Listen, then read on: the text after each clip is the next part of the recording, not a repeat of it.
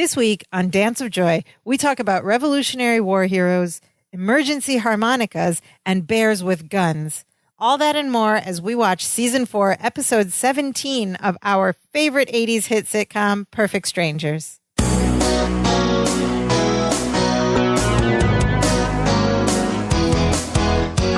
Hello and welcome to Dance of Joy, a Perfect Strangers rewatch podcast. My name is Sophia. I am one of your hosts, and joining me as always is your other host and my other brother. Nope, my only brother. What's up, Imran? Your other brother?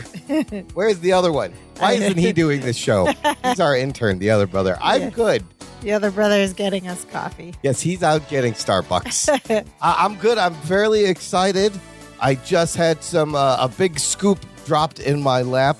A big scoop about the next Marvel movie, a big Marvel movie secret. What? What is it? Well, I can't reveal my source. Uh-oh. That's something you must know. I will only refer to him as Steve. Wait, that's his name. No. Oh, Steve. No, I it's told not him. Steve not to say anything. I told him. The big scoop is this, all right? You didn't hear it from me? Spider-Man is actually Peter Parker. Oh. Did you know that? I thought the big scoop that you dropped in your lap was chocolate. Oh, I love chocolate the big scoop scoops. of chocolate ice cream. I would be sad if I dropped chocolate ice cream in my lap because I need to put it in my belly. Well, speaking of confidential sources, today we are... Steve. Sorry, Steve. He blew your cover. Yeah. Today we are talking about Perfect Strangers Season 4, Episode 17, entitled Prose, Prose, and Cons. Very Pros clever. and cons. Very clever. We love a good pun-based expression. This is some clever word play because there's, of course, the expression pros and cons, right? Like pluses and minuses. The good, the bad. Yes. But there's also pros as in the written word and cons as in convicts. Both of which are what this episode are about. You know how I knew that? Because I read the TV guide description that said Larry and Belky land in jail for refusing to reveal a source on Larry's stock market scandal story. But Larry is ready to sing after two thugs are thrown into the cell with them. I don't mind hearing when Larry sings. He's got a very beautiful Larry voice. has a beautiful singing voice, yes. And they do actually sing in this episode. Anyways. That's not what they mean by ready to sing. Anyway, we have our standard cast of Bronson Pinchot, Marklyn Baker. We have an appearance by Lydia and Harriet, played by Belita Marino and Joe Marie Payton France. We have Mr. Wainwright, and then we have a number of smaller guest stars. Yeah, because I think I recognized one from some things. Yep. That makes sense. This episode aired on March 10th, 1989. And of course, Perfect Strangers is streaming for free on Amazon Freevee, formerly IMDb TV. It is completely free. You go to Amazon and you find it there. And it just has one little commercial break right in the middle. Nothing bad at all. Completely free way to watch and enjoy Perfect Strangers. Okay, Act 1 of Pros and Cons. Let's get into it. So we start in the basement of the Chronicle, and Larry's working at his desk. And he's got this huge desk covered in stuff, and then his typewriter is off on this like little side table. This little side table, yeah. It's kind of funny. So he's working over there, and then the opening lines come from Harriet. The elevator door opens. Harriet looks out, and she's like, "Is Belky here?" And Larry's like, "No." And then she tells Lydia to hurry up and get in the elevator before Belky shows up. But then Belky shows up, and he catches them, and he's so excited. He says, "Harriet, Harriet." And she says, "Hi, baby. Bye, baby." And she tries to leave. Oh, she's trying to ditch him for some reason. Yes, what's happening? Mm-hmm. And we find out that this was the day that Harriet said that Balky could drive the elevator. Uh-oh. And he does this thing to Harry. He says, "You big kid, are you?" And he like pinches her nose and shakes it. And Harriet's just like, "Don't do that, baby." He pinches her nose with one hand, and the other hand, he's like squeezing her cheek and shaking her head. I love it. She goes, "Don't do that, baby." First of all, why would you tell Balky you would let him drive the elevator?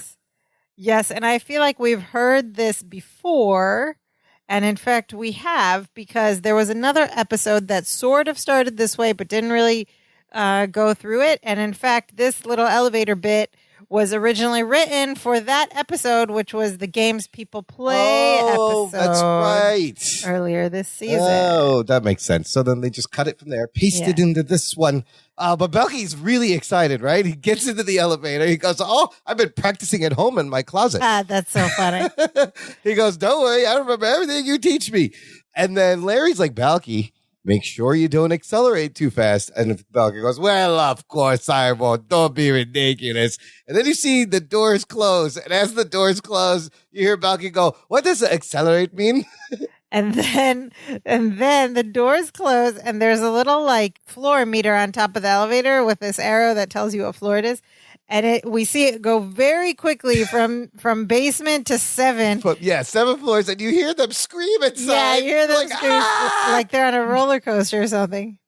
And Larry's like, "I got to remember to use smaller words." Because, of course, he did accelerate. Oh, my God. fast. That elevator shot up so quickly. Are they in the Sears Tower? Are these the elevators that shoot up to the 100th floor? It's only 7 floors. In the Sears Tower. That's crazy. In the meantime, old F.J. O'Neill playing Mr. Wainwright. Yes. You've seen him before. He walks in. He goes, "Appleton." He wants to talk to Larry, and he actually is complimenting Larry. Yeah. Apparently, Larry wrote a great story on the commodities scandal. Some commodities scandal. Very Chicago, actually. Very Chicago. Very serious journalism right there, right? Yes. And he thanks him for the compliment. He goes, "I try to do my small part." And Wainwright's like, "Don't be so modest."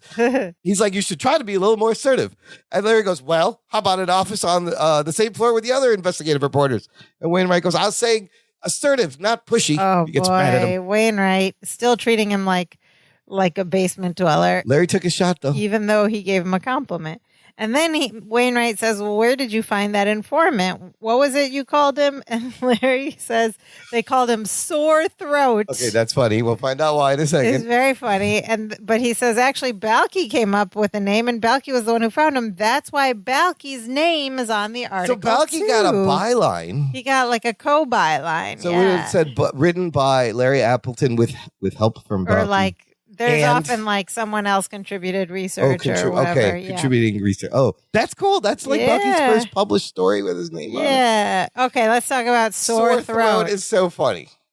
Why? Well, because I believe the informant on the Watergate scandal that Yep. was like huge in the 70s, I believe that guy's name was Deep Throat. And Yes. so he just goes Sore Throat, which is, he could have picked a different like deep forehead Yeah. or something instead, but they chose to go with the Sore Throat is keep funny. the throat. The Yeah. Sore Throat is really funny. Yes. And it's a little more family friendly as well. Yeah, okay. I always thought Deep Throat was kind of a dirty code name, and it was Yep. all over the news. Yep. Apparently, Deep Throat remained hidden until 2005. Nobody knew who Deep Throat was. That's crazy. And until 2005, when in fact a gentleman named William Mark Felt Sr., who was a former deputy director of the FBI, came forward and revealed himself to be Deep Throat. Good for William. I wonder if he's still around. Okay. Wonder if he goes around going, "Hey, I was Deep Throat." You don't believe me? That's how he picks up the ladies. Okay. Larry says that Balky helped and found the informant. And then Wainwright's like, okay, I should say well done to Balky as well. Where is he? And Larry tells him that Harriet's letting him drive the elevator. And then we see the reverse thing happen. The needle goes from 7 down to basement again really fast. And we hear the screaming Another again. scream. And Larry's like, well, that would be him now. And then the elevator door opens and Balky is like all disheveled. His hair's all messed up. Like they've been on a roller coaster. Harriet and Lydia are are on like the floor. on the ground. All their papers are all over them. They're just there's just a mess in there. It's so funny. Like, how are they still alive? And then Balky just goes, wow, that thing can stop on a dime. And stop on a dime is he got the actual that's expression an correctly. English idiom. To stop on a dime. Yeah, I figured this would be an opportunity to that thing have could some stop on a wordplay. digda. What'd you say? On a penny. Or a coin. What's a Meposian coin or another? Yeah, dime or a dome.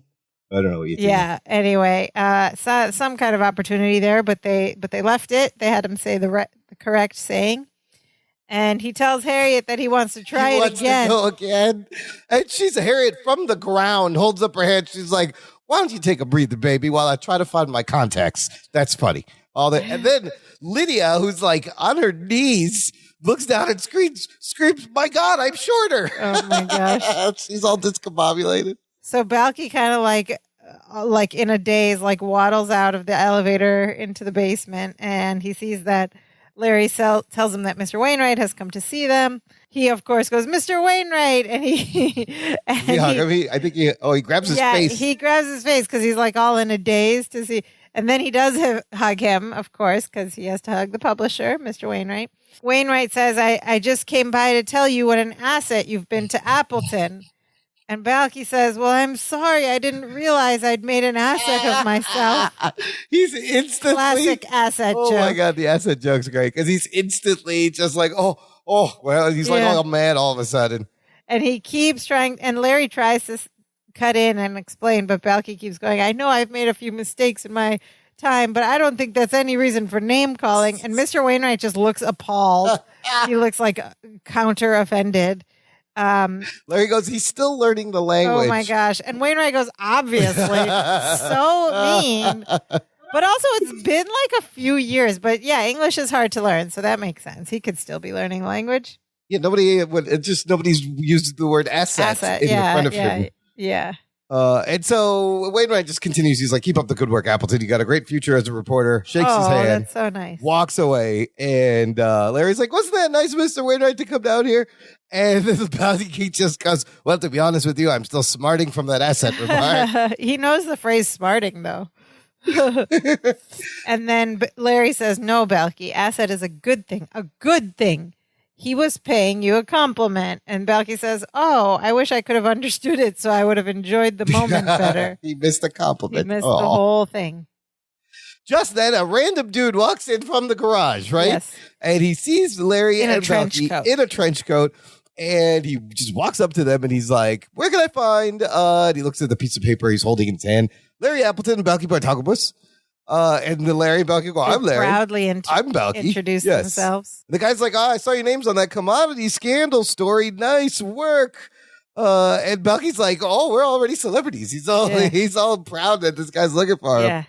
Yeah. And Larry's like, what can we do for you? And the guy hands each of them a folded sheet of paper. Larry looks at it and goes, this is a subpoena. And Balky says, what that is.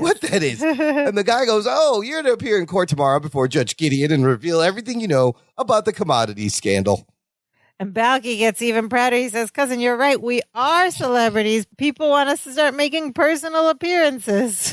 And clearly, on the look on Larry's face, this is not good. A good thing. Not a good thing. They just got subpoenaed. Yes.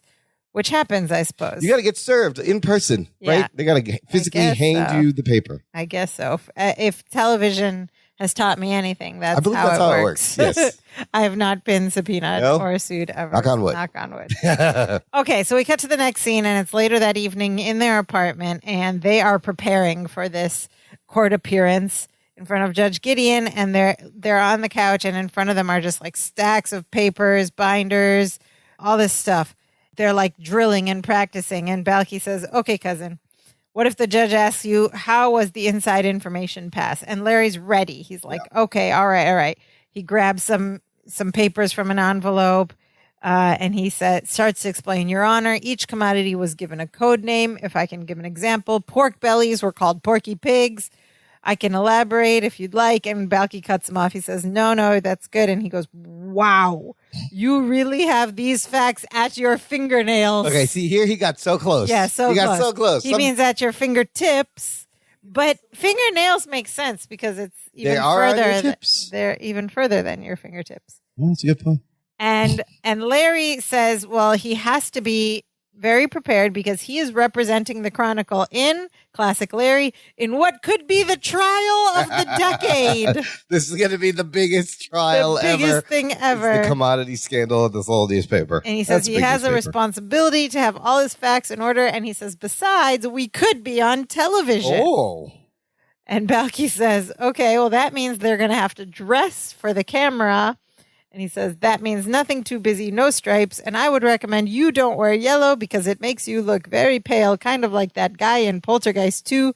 And then he does this, contorts his face a little bit and does this impression of the guy in Poltergeist 2 saying, "You're gonna die." This is a really weird reference. Yes. Because, Poltergeist 1 was a big hit movie. Yes. Right? Everybody knows they're here, Right. little Carol Ann, so they got, right? Poltergeist 2, which came out in 1986. We're in 1989. I don't think anybody was talking about it. I had to look up who this guy was. I kind of remember it was the creepy guy in the hat that looked kind of like a pilgrim or a Puritan old man with a kind of creepy face. But I barely remember that movie, and I don't know how popular 2 was just, at this time. Some writer must have just really liked it. Yeah, Poltergeist also had that weird curse on the movie. A lot of things went wrong. In fact, that little girl, Carol Ann, Heather O'Rourke, had just passed at like 8 years old. Oh, yeah. Like a year before. But after, like, that whole movie set was cursed. You should look it up. It's fascinating. Poltergeist 1 or 2? 1 and 2, I think. Oh, wow. I think she didn't make it past 2. And then, like, she had a weird... She died after 2, but... Yeah, sudden death, though, like, right out of nowhere. And, like, on set, there was weird things. But nobody ever references Poltergeist 2. That's my point. What a weird reference. It must have been a writer who really... I love 2's better. No, this is back in the day when the sequels were never better than the originals. Yes. That's changed now a little bit, but the 2 was always bad. But basically, this is Balky telling Larry not to wear yellow because he looks pale, and Larry's like, that's right. "Oh, thanks." Okay. So then Balky says, "When do I get to tell the judge what I know?" And Larry's like, "Well, what do you know?" And he says, "Well, I have my own filing system." And he picks up this little box that's like decorated in Meposian style, tassels and whatnot. And he opens the box up. It's like a little index card shaped box. And he pulls out a card and he says, "Your Honor, I have everything you want to know about sore throat right here. Name, Waldo Gillings. Occupation, drive for a big Chicago stockbroker. Hobby, listening to his boss make crooked deals in the backseat of the limo." He's got a little profile card. Yeah, he's ready to say everything he knows. And Larry, of course, has to explain. He's like, "Wait a minute, Balky, you can't tell the judge anything about sore throat." And he explains that they promised their source, Waldo Gillings, that they wouldn't reveal his name. They would keep him confidential. They would not tell anyone that he was the informant and the source of their information. And he explains, as reporters, we have to protect people who come to us with information they feel should be made public. They know a reporter won't divulge their identity, and that is what I promised Waldo. And, wow. And Balky, of course, has been to like his civics classes to become a citizen, right? So he says, "But if you don't tell a judge what he wants to know, he can send you to jail." And Larry says, "Well, yes, Balky, that's true. The judge could have us incarcerated." And then Balky freaks out and he goes, "Oh, cousin, I don't want to be set on fire." And then this next part is so funny because Larry just goes, "No, not incinerated, incarcerated." And as he's pronouncing both words, Balky is like up in his he's face. looking up in his mouth. Looking at his mouth, like Larry's how he pronounces mouth it. move. Yeah, he does that a bunch of times. Funny. I noticed him do that many times. Not incinerated, incarcerated. Incarcerated when he gets the words wrong. It means sent to jail. But he tells Balky that is merely a small price to pay for standing up for the First Amendment. He says, "We have to stand up for the First Amendment." And then Balky stands up and Larry says, "Sit down." And then he goes on. Larry says, "We have to stand up for the freedom of press." And Balky stands up again. And Larry says, "Sit down." And then he says, "We have to stand up. Sit down." Before he can even stand up. Anyway, he says they have to stand up for the very Constitution upon which this country was founded. Well, Larry has a lot of integrity here. I got to give him credit for sticking to his guns, right? Yeah. Like, he's like, we will not reveal this source. Well, he's a young reporter. Yes. Yeah. He's determined. So Balky, of course, finally it clicks for Balky and he says, "Cousin, why didn't you say so sooner?" And here's another funny wordplay. "I didn't know we were fighting for life, puberty, and the pursuit of happiness." Life, puberty, and the pursuit of happiness. It's a very funny switch from life, liberty, and the pursuit of happiness. And Larry doesn't correct him, which is also funny if you notice. He just lets it go. He goes, "Well, we are." You know what? We are free to have puberty here, too. It's another great thing about this country. That's true. Yeah, Larry's like, "Well, we are, Balky. We are." And they both get up. And Balky says, "If the judge wants to know anything about sore throat, we aren't going to tell him a thing, even if he sends us to jail forever. And if he don't like that, he can take it to the bank and smoke it. So he's mixing up two things here. Two things. The first expression is take it to the bank, Which is like a good thing, though, right? which is said to emphasize that something is known for sure. Right. You take it to the bank. That's a sure thing. Like it's a sure thing. And then the other one is put that in your pipe and smoke it, which is typically said after stating something surprising or undesired to emphasize its truth. And it's also used a lot after refuting an argument. Kind of like a mic drop also. Put that in your pipe and smoke exactly. it. How Just you like dismiss them it. apples. Oh, that's another one. How you like, take it. So he goes, take it to the bank and smoke it. And Larry just lets that one roll too. He tells Balky that tomorrow when the judge sees the strength of their commitment, the judge is not going to throw them in jail. Oh, no. He's going to throw them a parade. Oh. And Balky laughs in joy and triumph. And then there's a quick cut to the next scene, which is a police officer putting them in a jail cell and locking them up. Sliding the gate shut in their face. I love this wipe cut. Yeah. And then Belky goes, does this mean we missed the parade? Yes. So I kind of love, they skip the whole court scene. Yeah, they don't show any of the we court are just scene. to assume that he tried what he said and then just do, because you just cut, boom, So jail many bars. questions, though. So like, funny. did they not have lawyers present from the paper? Did they not have anyone else there with them? They're just like two 20-something-year-old reporters. And also, for all that talk about being on TV and being the biggest trial of the decade, they don't look like they got very dressed up for court. Oh, well, we'll talk about Balky's shirt that he's wearing in a second because it's quite crazy. But it's a crazy shirt. But Larry is not in a tie, not in a jacket, nothing. But I love how they just move that story all the way to where it needs to go so fast. Just hilarious. It's actually very fast. Like from the beginning, we don't even know what the commodities scandal was. It doesn't matter. It's a commodities scandal. It's a scandal. Yeah. There's a source. We don't know like what the source told them. Nothing. We don't know anything about the actual story, but it's not important. And by the end of Act 1, the cousins are behind bars. Amazing. Listener, if you want to join this conversation, we have a cool Facebook group. It's called Dance of Joy Facebook group. There's a link in the description. And I post threads of the episodes we are recording. You can leave your comments. We'll include them in the show. We'll mix it up. And you get to be part of the show. And you get to meet other Perfect Strangers fans, of which there are many. Yes. Okay, so then we had a very quick Act 1. We're rolling into Act 2. They are in jail. Yeah, we see an outside shot of the prison. Then we cut to the inside. And they're in this cell with 4 bunks. Yeah, 2 bunk beds on either side of the room, right? So 4 beds. And stacked. 2 sides of bars.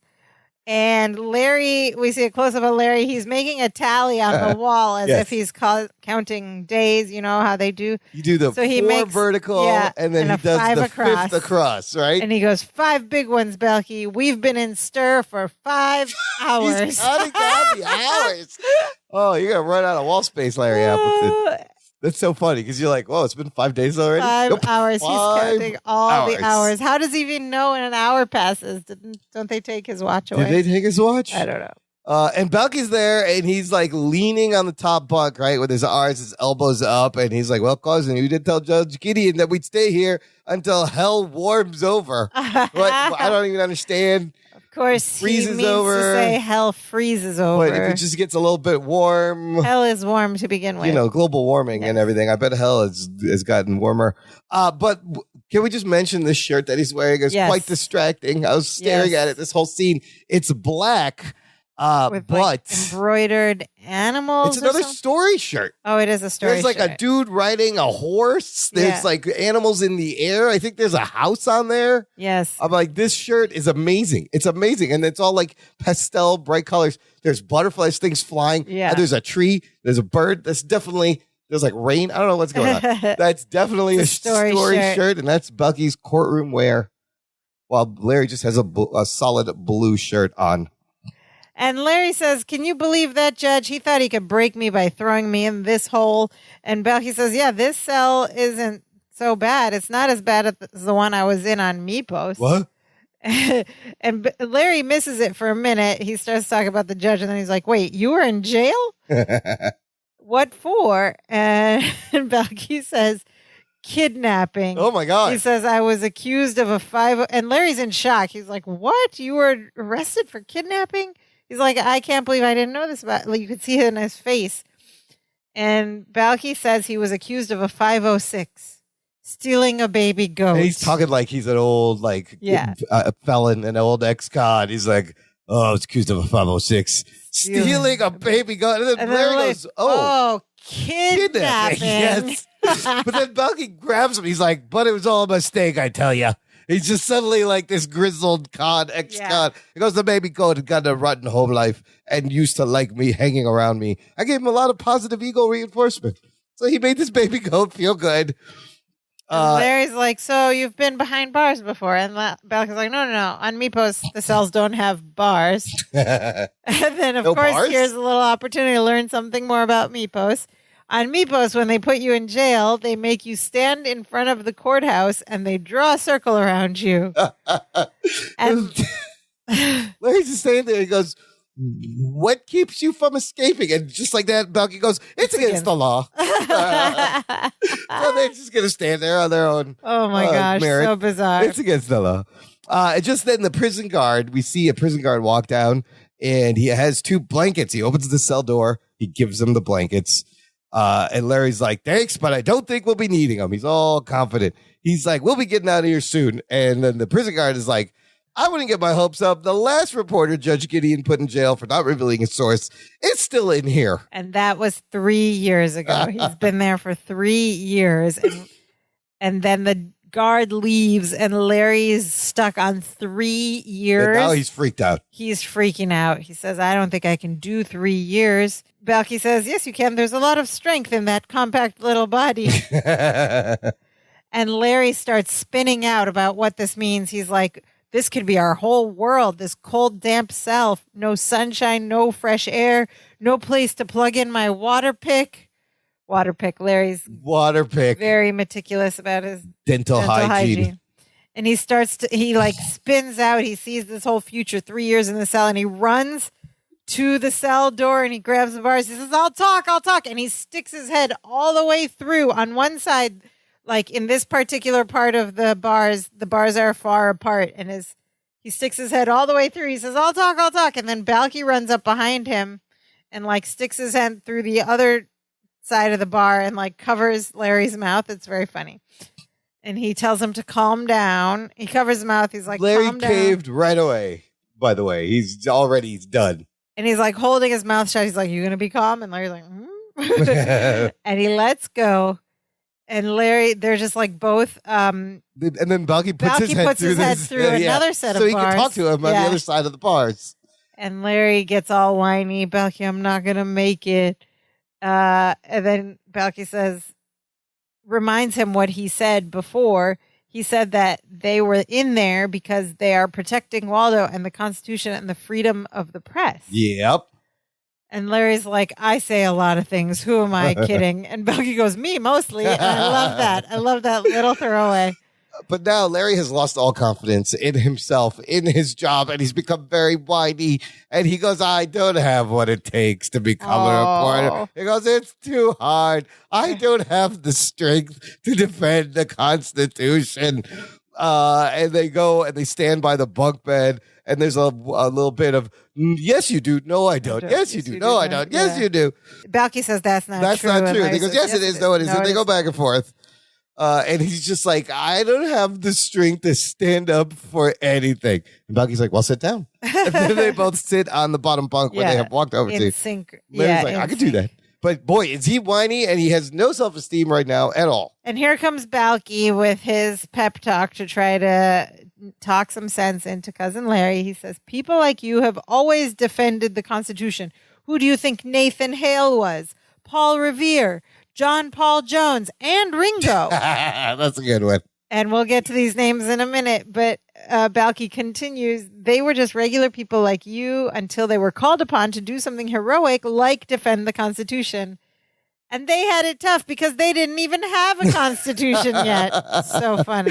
And Larry, though, he's like, I wish I had your faith in me. I wish I was like those heroes. But he goes, but I'm not. I'm weak. Yeah. Okay, so before we go on. Okay, yes, I knew some of these names. I knew some of these. I'm terrible at. Who is Nathan Hale? Actually, I didn't know who Nathan Hale. Who's Nathan Hale? So Nathan Hale was a spy and a soldier for the Continental Army during the Revolutionary War. Okay.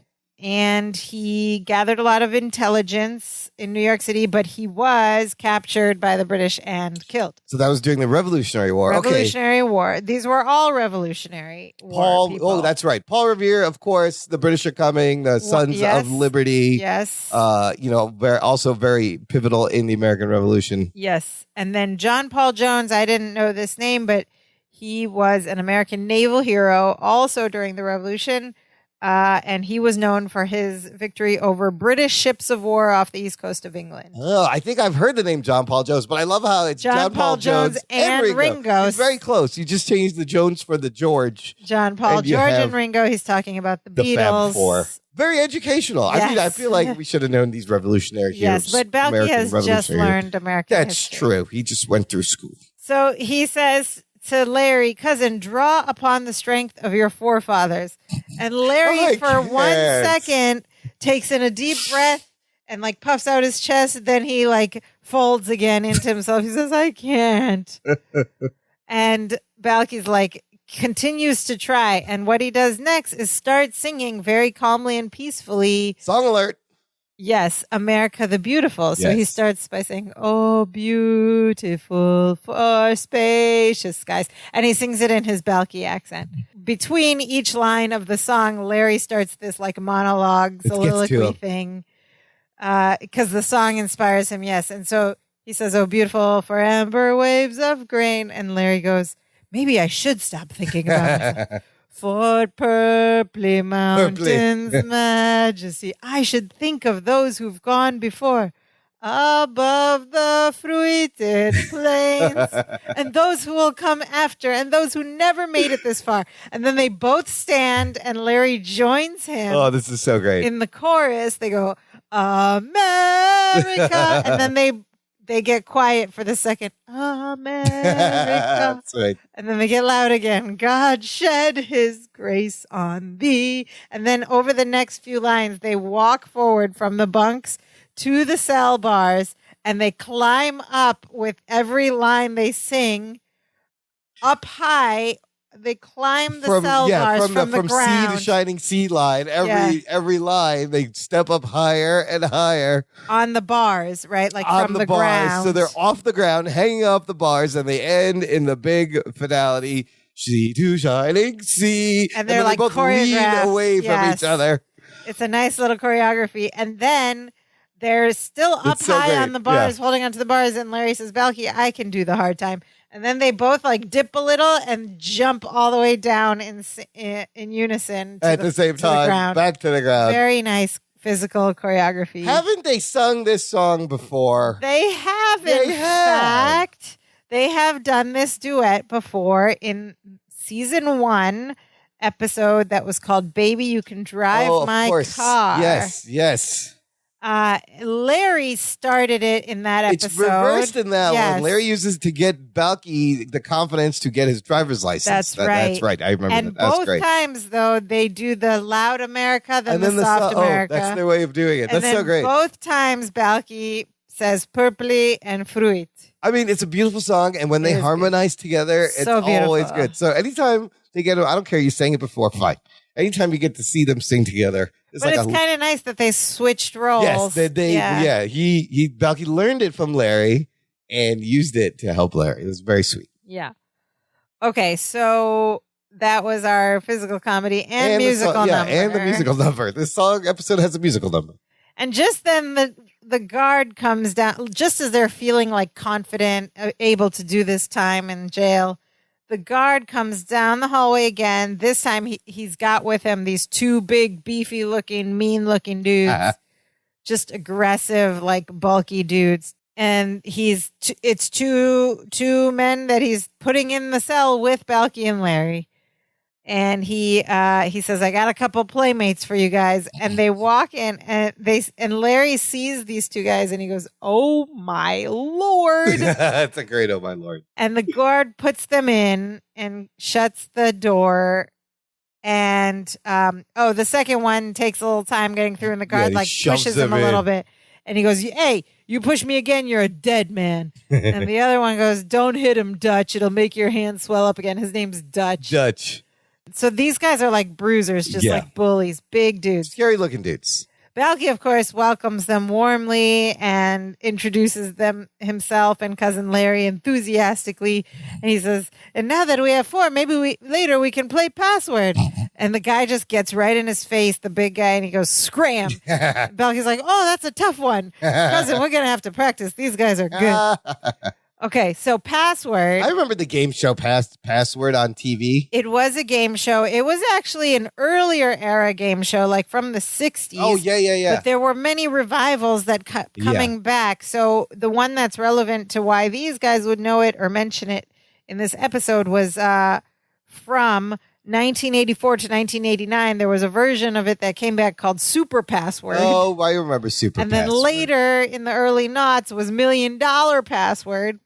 All this stuff, but it was also a play at home board game type of thing. Basically, it's teams of 2. That's why they needed 4. That's why he brought this up. Is exactly, and you have to get your other player to guess the word without saying the word, obviously. Yeah, without the other team guessing it. You're guessing at the same time. Anyway, it's a fun game. Password. We haven't seen it around on TV for a while, although there is talk that it might be a new version might be coming back. It's also kind of like you ever played Heads Up on your iPhone on the phone. It's a mobile game where you hold it up to your forehead. Yes. And there's a word. Oh, that's taboo. And the person has to get you to say the celebrity or the word or whatever's on there. Yeah. Okay. Yeah. It's similar. Password. Okay. Yeah, but when it was on TV, it was like the pairs were always one celebrity and one regular a person. contestant. Yeah. Okay, fun game. Okay. Balky wants to play Password with these 2 mean-looking prisoners. And Larry tries to plead with the guard. He's like, no, this is not going to happen. He says, and he calls him over to talk to him. He says, there's been a mistake. We are white-collar criminals, and those 2 are clearly mad dog killers. He says, shouldn't we be in separate cells? I don't want to be a snob about this, but shouldn't we be in separate cells? And the guard, full of sarcasm, is like, of course, I'll get on it right away. And while I'm at it, I'll warm up your jacuzzi. And Balky's like, ooh. And the guy's like, get out of here. And he leaves. And then the two hoodlums just kind of surround them. And the one guy grabs both of them by the shirt real close. He goes, hey, what are you guys? Some kind of snitches? And Larry's like, no. In fact, we're in here for not snitching. And Doug goes, yeah, we're defending the Constitution, the freedom of the press, and the right to arm bears. Love it. I love that. It's instead of right to bear arms. Simple switch, too, right? It's right there. You just flip the word. But then I thought about them giving machine guns to bears. And I was like, that's hilarious. I mean, there's a couple ways you can make this joke. It's a classic. It's either the right to wear like sleeveless shirts, the right to bear arms. Bear arms. The right to have bear arms or the right to arm bears. Or like furry bear arms. But right to arm bears is very funny. Yeah, that's great. Just that visual is great. And then the big guy is not having it. And he tells them, you say one more word, I'm going to reach down your throat and pull out an organ. And Balky just goes, okay. And he lets them go and walks away. And these 2 are going to be a problem for the cousins. Yeah. So we cut to a little bit later in the night, and all 4 of them are on their respective bunk beds, and they're sleeping under their blankets or trying to. And so we have Balky on top of one, Larry underneath on Balky. On the right side, and then on the left, you got the 2 Dutch and the other guy. Jake. Yeah. And Larry's like curled up in the fetal position on the bottom bunk. He's not sleeping, but he's just curled up under his blanket. And then Dutch, we just see him hop down from his top bunk, and he goes to Larry, and he just takes his blanket. No he worries. just takes it. Yeah. And he takes it back and covers himself with both blankets. And jumps Larry's back on his what bed. the heck? And so then Larry doesn't do anything about it because he's scared of these guys, but he starts to shiver and he's shaking because it must be really cold. Yeah. And he's shaking so hard, the whole bed is shaking. And then Balky suddenly screams, "Earthquake!" He pops up. He thinks there's an earthquake. Because the bed was shaking. And he runs to the door of the cell. He says, "Quick, stand in a doorway." And then he realizes there's no doorway. And he goes, "Oh, God." He thinks he's going to die in an earthquake. And then Larry gets up to calm him down and to prevent him from waking up the other guys. He's like, "It's not an earthquake. I'm just shivering from the cold. That goon over there took my blanket." And Balky, of course, being Balky, warm-hearted, kind-hearted, gives Larry his blanket. Oh my God, the whole audience goes, "Oh!" Like they all respond. Yeah. Gives him his blanket, and Larry's like, "Are you sure?" And he explains, "Cold don't bother sheep herders.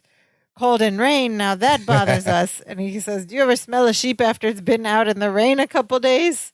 Oof. Apparently it doesn't smell good. A wet sheep doesn't smell good. Like, whoa. But Balky's tough. He's a sheep herder. He can take some cold. He gives him his blanket. Also, his shirt is unbuttoned a bit, and there's a lot of Bronson chest hair. A lot of chest hair hanging in the middle of the night here. It's kind of funny. So Larry thanks him, and he goes back to his bed with Balky's blanket, and Balky gets back on his.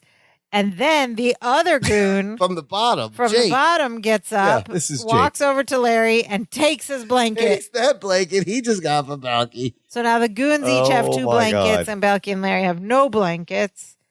And Balky is upset, and he can't believe what's happening. And he says, "Cousin, you're going to let them get away with that?" And Larry's like, "Yes, that was my plan." I love that line from Larry. He's like, "Well, yes, that was my plan." Yes. Just not going to do anything. And Balky's like, "Look, I'm going to go talk to Dutch over here." And he walks over, and Dutch's blanket's pulled over his head. You don't see him. And Balky's knocking on the bed like it's like a door. The tin. He's like, knock. He does it the third time, and then this hand just shoots out and grabs him by the throat. Balky goes, "Excuse me, I just wanted to point out that you have all the blankets and we're freezing our buttocks off." Then Dutch pulls the blankets from his head, and we see his face, and he goes, "Jake, I'm going to kill this one, okay?" And Jake goes, from his sleep is just like, okay. But Larry runs over to save Balky. He's like, no, don't mind him. He's sleepwalking. And he goes, "Balky, wake up." And he slaps Balky across the face. Balky's like, "Ow." And Larry goes, "Balky, wake up." And he slaps him again. Balky's like, "What are you?" And Larry goes, "Wake up," and slaps him again. And then Balky slaps him back. Larry with both hands on both sides of his face. He's like, "What are you doing?" And Larry's like, "He's awake now. He's awake. We're fine." And he goes, "Everyone just go back to sleep." And he tries to diffuse this situation, but the goons are awake now. And they say, "I hate to wake up in the middle of the night without beating somebody up." Isn't that always the thing? Yep. And the other guy goes, "I think this cell's getting too crowded. Let's throw these guys out." And Larry's like, "Hey, we would love to leave, but the cell door is locked." And then they're like, the big guys are like, "No problem. We'll just push you through the bars like toothpaste." Oh. Uh-oh. What? So then each goon grabs, one goon grabs Larry, one goon grabs, that's hard to say, Balky. Goon grab. And they take them over to the other side of the bars where the bars are closer together, not the ones previously where they had already put their heads through. That was the gate. That was like the door of the cell, right? Yeah. This is the actual bars of the cell. And they each put each one's head up to the bars, trying to squeeze their face through the bars. Push their head through the bars? And they're both just screaming? bullying them. Yeah, and Balky and Larry are screaming, but they are saved by the guard. Oh, the guard. Thank God. The guard shows up, and he says, "Stop horsing around," and he opens the door to the cell, and Larry's like, "It's about time. I guess Judge Gideon finally realized what the power of the press means." And then the judge stopped, and they get ready to leave, and the judge stops him. He's like, "Not you two. You two." And he's talking to the goons, and he says, "Your mother posted bail." So funny. Can you imagine these guys' mother? They're brothers. Their mother must be something else. Oh, boy, I feel sorry for her. And they leave, so they get out, and Balky's like, "I'm not sorry to see them go, but I do have one regret. We'll never be able to see if our heads would fit in between these bars." And Larry's like, "What are you talking about?" But they already put their heads through the other bars. Well, that's on the other gate side. again. That's different bars. I recognize Jake Do you know Jake is played by a guy named Charles Young? He was in the Malcolm X movie. Oh. He's been on Walker, Texas Ranger, Days of Our Lives. Oh, interesting. He did LA Law, a lot of TV, Matlock, MacGyver, Highway to Heaven. I was like, I recognize that guy. The other guy, I don't recognize so much. Dutch, I don't recognize so much. And I love on this show in particular, every time they have like bullies, like when they were in the singles bar, every time they have bully type characters, they find these like physically giant actors that the biker bar, that dude was huge. Bar that just Sloth. tower over Larry and Balky. Yeah. But Mark Lynn Baker is a small guy. Yeah. But they cast these roles so perfectly with these giant men. Oh, they were intimidatingly tall. Yes, I would have been scared too. So then, look, we cut to the next morning. They've spent the whole night in the cell. Larry puts another tally on the wall. Oh my God, how many hours? It's too many hours. And then you see Balky sitting on the top bunk, and you hear a harmonica, and he has a harmonica. Somehow, I don't know where this harmonica came from. Maybe he found it under the mattress or something. Ew, he blew out somebody else's harmonica. Anyway, he's playing a harmonica, and the song is "I Wish I Had Someone to Love Me," and it's beautiful. Yes, the Prisoner song also is known as. And Larry leans over and he's listening, and Larry's like, "Balky, I had no idea you could play the harmonica so well." And Balky's playing, and then he just drops the harmonica and starts to shake the spittle out, but the harmonica music keeps going. Yeah. And Larry looks down like past, and Bucky's like, "Oh, must be somebody down the hall playing." That is a classic cell block. It's a prison trope. It's No, but like that joke I feel like that joke comes up in particular. In sitcoms of this era a lot, where they're playing and then they move it from their mouth and the song goes on and they're like, oh, it's somebody else playing the harmonica. Well, where did this harmonica come from? Yeah, where did he get a harmonica? Emergency harmonica he carries in his socks for occasions like this. I don't know. So that's a little fun harmonica gag, and then the guard shows up again, and it's morning. He says good morning, and he tells them he has a message from the judge. And Larry gets all proud again. He says, I think I know what it is. He wants us to reveal our source. Well, I got a message for him. And the whole time Balky's going, yeah. I got a message for him. You tell that judge that Larry Appleton is a serious journalist. And even if I have to spend the rest of my life in this cell, I will never reveal the identity of Sore Throat. And Balky's going, yeah. And the guard goes, you mean Waldo Gillings? What? Balky goes, yep. And he goes, whoa, you know how... the guard goes, everybody knows. Apparently, when Waldo Gillings found out that they went to jail for him, he came forward and decided to testify against his boss. So they're free to go, the guard tells them. Just like that. And he leaves the cell. It's over. Done. Boom. Yeah. So the newspaper didn't come to their defense at all. No, the newspaper left them hanging and probably would have left them in there for 3 years. in jail overnight. Yeah. Are you kidding me? The Chronicle's not paying for lawyers to get these two bozos Why not? out. It's the biggest paper in It's the biggest trial Chicago. trial of the century. Of it is the the decade. big paper. Yeah. All right. So they're free to go. The guard opens the cell and walks out, but they stay in there for a second. And Balky says, cousin, did you hear that? Did you hear what you said? He tells him, you said that you were a serious journalist. And Larry's like, oh, I did, didn't I?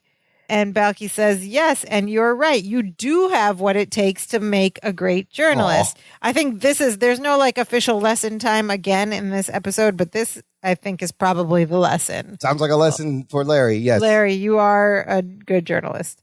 You have what it takes. Larry is touched and he's like, do you really think so? And Balky's like, yes, when you do time with someone, you get to know them as if they've been in prison for a long, long time.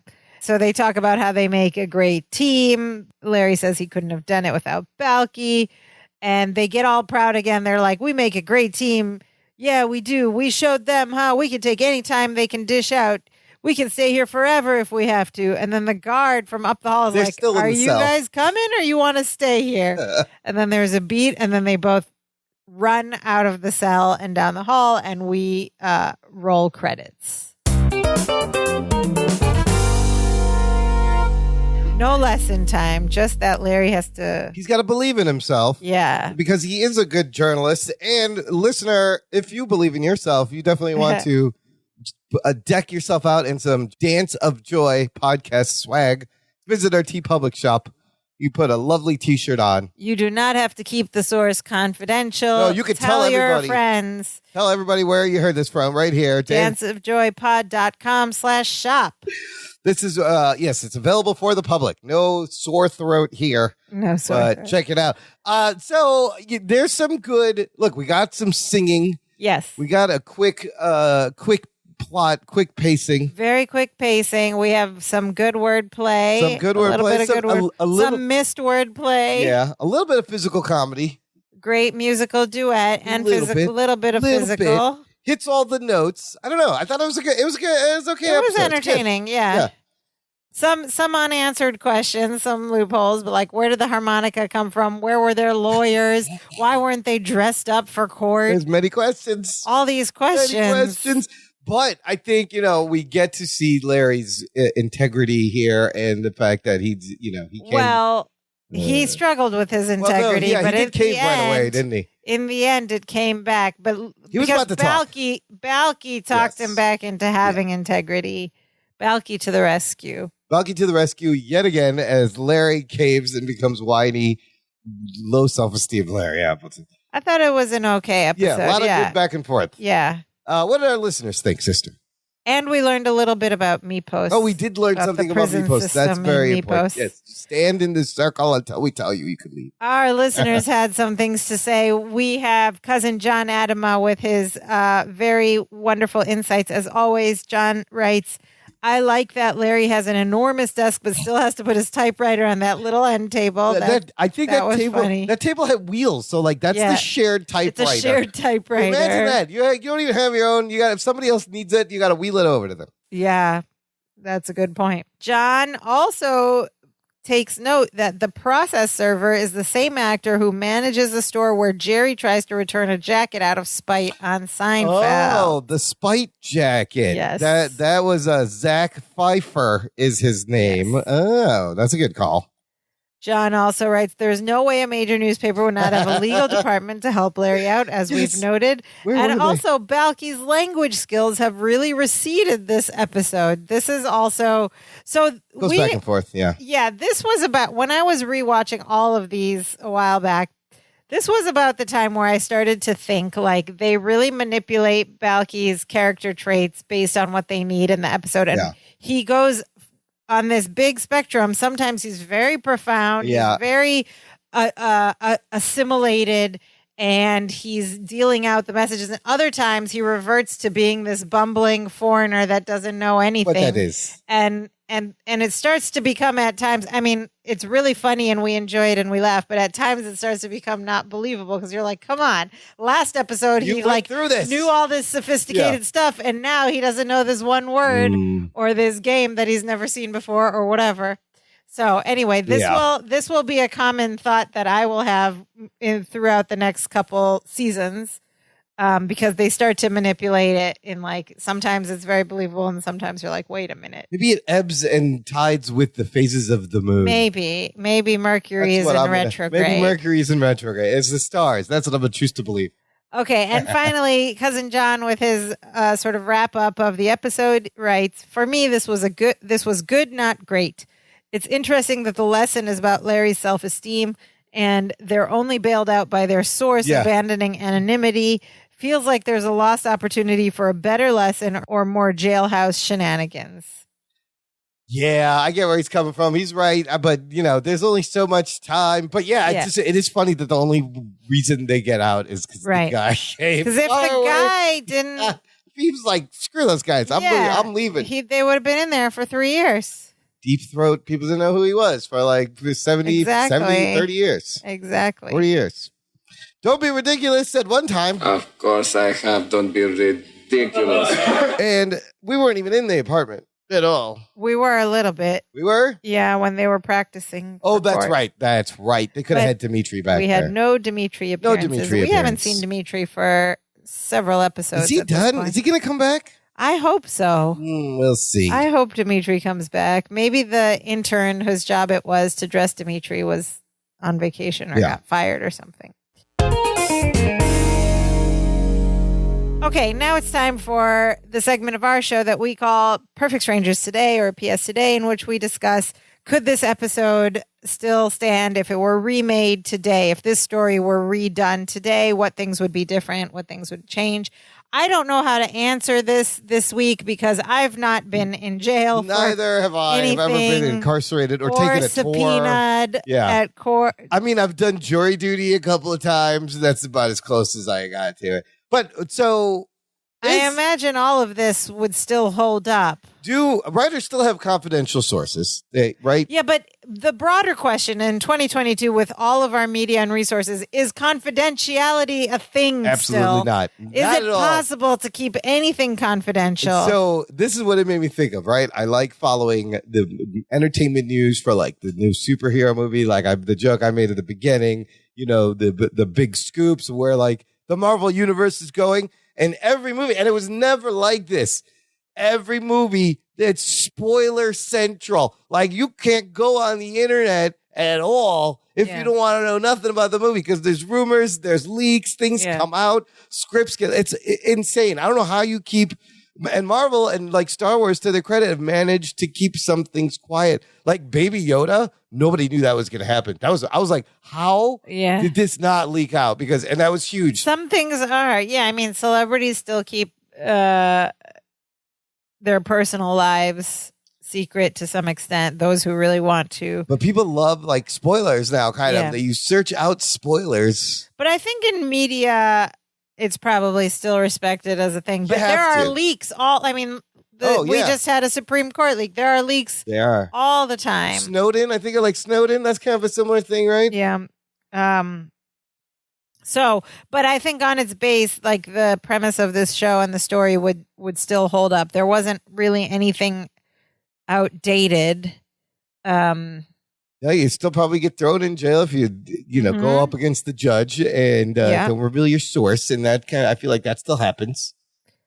Yeah. And people still steal your blankets. Do they even give you, if they give you blankets in jail? Yeah, we didn't get the common trope of like a phone call and somebody coming to bail them out. But I guess we skipped all that because we just caught up with them when they were already in jail. Yeah, so it'll still hold up. It'll still hold up. You don't got to change much. For P.S. today, the story still stands. It's good. It's good. It passes. Ding, ding, ding. All right. That's our show for this week. Join us again next week when Balky buys a car. Oh, Balky's buying a car this time. We've seen Larry buy a car. Yes. Balky's getting his own car. They're going to be a two-car household. A two-car household. Oh, he can get a lot done that way. Yep. You got to pay for Balky's getting his own life. Oh, he's growing up. Our little baby boy. In the meantime, if you want to support the show, listener, visit our website where you can buy us a coffee. It's a virtual coffee. It's a little tip jar, danceandjoypod.com/support. Every little bit will help us keep this show going. Pays for the hosting costs, and it just puts wind beneath our wings, like Miller said, to keep us going, ensures the podcast comes out. We appreciate any and all support. Every little bit helps. Yes, and if you cannot support, that's okay too. You can do us a big favor by visiting us in all the spaces online. You can check out our website, danceofjoypod.com. There you can find all the links to where you can listen to our podcast, where you can like, subscribe, leave us a rating and a review. You can also just directly from our website click a button and leave us a voice message. Say hi. Tell us if you've been in jail recently. I'd love to hear a good jail story. Let's hear all your good jail stories. And yeah, we'd love to hear from you. You can also send us an email if you prefer the written form at danceofjoypod@gmail.com. And please go to our website and follow us on all of our social media accounts. We're on Facebook, Twitter, and Instagram. Like us, follow us, share us with your friends. Also on our website, you can find the links to all of our social media accounts. Please like us and follow us on Facebook, Twitter, Instagram. We're a lot of fun, and stay with us on this journey to spread Perfect Strangers to everyone in the world. But Imran, what is the most important thing our listeners should do? Always remember to carry your emergency harmonica when you leave your house. Absolutely right. Hide it in your sock because you never know when you're going to have to blow a sad tune. Yes. And the second most important thing, of course, is share this show with a friend. Share it with your prison guard. Share it with the two thugs that are thrown in jail with you. Share it with your enemies, everyone. If you are still with us, please tell your friends about Perfect Strangers and about Dance of Joy, the podcast. We will appreciate it. Thank you for listening. We are so happy. Now we are so happy we do the dance of joy. Hey, hey, hey, hey, hey, hey, hey.